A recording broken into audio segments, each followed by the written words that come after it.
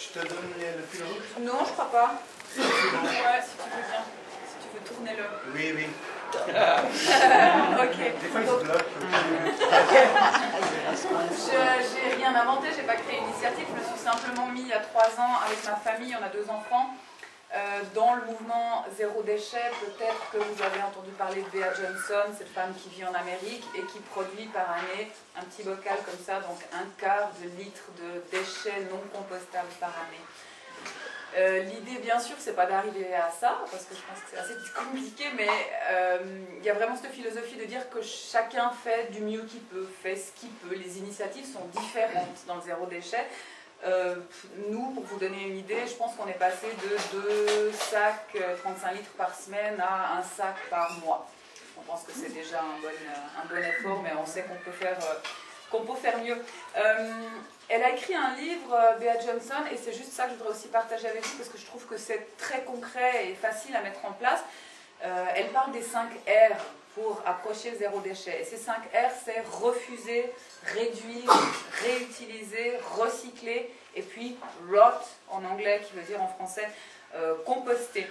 Alors, juste quelques mots à propos de ces 5 R, pour que vous compreniez un peu le mécanisme. Elle commence par refuser en disant que si on veut pas avoir de déchets à la fin, il ne faut pas en laisser rentrer non plus au départ. Donc elle commence par refuser les flyers, les échantillons dans les magasins, la pub intempestive dans les boîtes aux lettres, tout ce qu'on vous tend comme ça, dont vous n'avez pas besoin.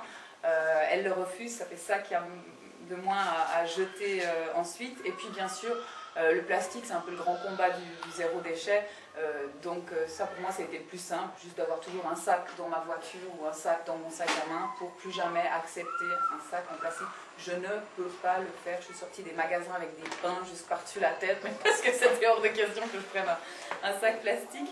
Et puis bien sûr le problème c'est les emballages plastiques des denrées alimentaires. Alors c'est vrai que dans zéro déchet, on va le plus possible acheter en vrac et puis ensuite on va vraiment aller dans des éléments qu'on peut recycler, donc le verre, l'alu, le carton, en essayant vraiment d'éviter le plastique à tout prix. Le deuxième R, c'est réduire sa consommation.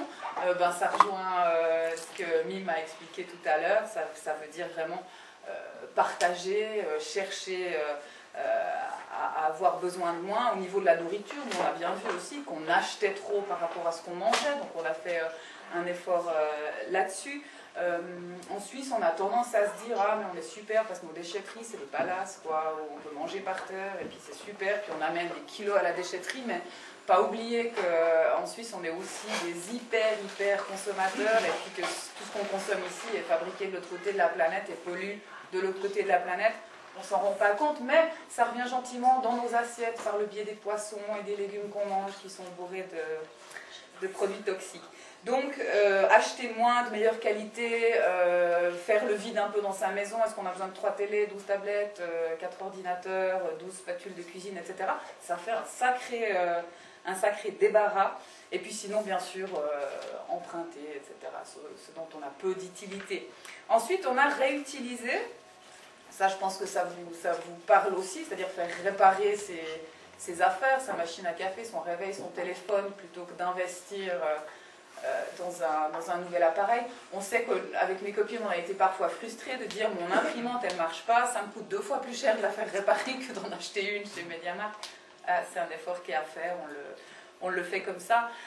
Sinon, réutiliser pour nous, en tout cas dans la famille, c'est vraiment beaucoup les secondes mains. On achète quasiment, à part la nourriture, déjà on fait quasiment plus d'achats, parce qu'on a ce qu'il faut dans notre maison pour vivre, mais en plus de ça, si on a vraiment besoin de quelque chose, on va évidemment passer par Emmaüs, par des sites où les gens revendent des choses ou donnent des choses. Et puis pour les habits, c'est assez chouette quoi, de voir que mes filles elles sont habillées à l'année avec les habits de copines plus grandes. Donc je pense que si j'achète 2 leggings par année à mes filles, c'est vraiment le grand maximum. Nous on a des tournus j'ai mis une boîte par exemple au boulot où toutes les filles mettent leurs habits quand elles les utilisent plus, on s'échange des choses et tout, donc on n'achète vraiment plus rien. C'est aussi quelque chose qui est génial avec le zéro déchet, c'est vraiment cette ouverture tout à coup qui arrive aux autres, ces échanges, se dire on peut penser autrement, pas besoin de ça, ok je te le prête, tu me prêtes ça, etc. Enfin, si vous êtes là, c'est que vous fonctionnez aussi comme ça, forcément. Qu'est-ce que je voulais dire encore sur réutiliser? Oui, ben après dans la maison, bien sûr, des choses toutes bêtes, utiliser le marc de café pour faire des gommages, enfin il y a plein de petits trucs comme ça qu'on apprend au fur et à mesure dans Zéro Déchet à utiliser. L'avant-dernier R, c'est recycler. Donc quand on n'a pas pu réutiliser, et ben on va recycler. Donc privilégier les matières qui sont recyclables. Et puis ce qui est vraiment important dans le zéro déchet pour nous, c'est que recycler, c'est pas un but en soi. Moi, je suis pas contente quand je vois le contenu de ma poubelle non recyclable, mais je suis pas plus contente quand je vois mon bac à papier qui est comme ça ou mon bac à verre qui est comme ça, parce que ça aussi, c'est de l'énergie grise qui est utilisée ensuite pour être recyclé. Donc c'est pour ça que ça arrive aussi en bas du tableau, recycler, parce que le mieux on travaille au début, le moins on a à recycler par la suite. Et puis finalement le dernier R, c'est donc composter. Tout ce qui n'aurait pas pu être recyclé retourne à la terre pour continuer le cycle de la vie. Voilà, nous on a vu vraiment avec ces 5 R un gros changement à la maison. Je suis très heureuse parce que les filles, elles ont 5 et 7 ans, et puis on les a embarquées dans cette aventure, et puis ça va tout seul. Elles comprennent complètement pourquoi, quand on passe dans un rayon de jouets, on n'achète pas des jouets en plastique. On trouve la ludothèque formidable, elles passent leur temps dehors à inventer des combines, et dedans, elles refusent de prendre du plastique pour leur récré. Ça m'a fendu le cœur, Michel qui a commencé la 2e enfantine, qui est rentrée chez moi le premier jour en disant « Maman, on a pris la récré tous ensemble, j'étais la seule à ne pas avoir de plastique. » Waouh. Donc après c'est joli, voilà, parce qu'on a aussi fait des présentations à l'école, dans leur classe, pour expliquer comment on vivait ce zéro déchet, etc. Et puis la dernière chose que j'aimerais préciser avec le zéro déchet, c'est que Bea Johnson, elle le dit bien, plus on va vers le zéro déchet, plus on privilège non pas le matériel et la vie matérielle, mais l'expérience. Et c'est ce qu'on remarque aussi chez nous, c'est que quand on a à s'occuper de notre matériel, le plus on a de temps pour jouer avec nos filles, et puis au lieu de rester des jouets parce qu'on n'est pas là, puis qu'on n'a pas le temps, et ben, on sort avec elles, on fait des activités. Pour les anniversaires des copines aussi, plutôt que d'offrir des jouets, on offre des activités ensemble. Et pour nous, ça a été ça, je dirais, le gros apport. Et je terminerai juste en disant que je suis épatée parce que sur Facebook, il y a une page Zéro Déchet Fribourg, et on est bientôt 1500.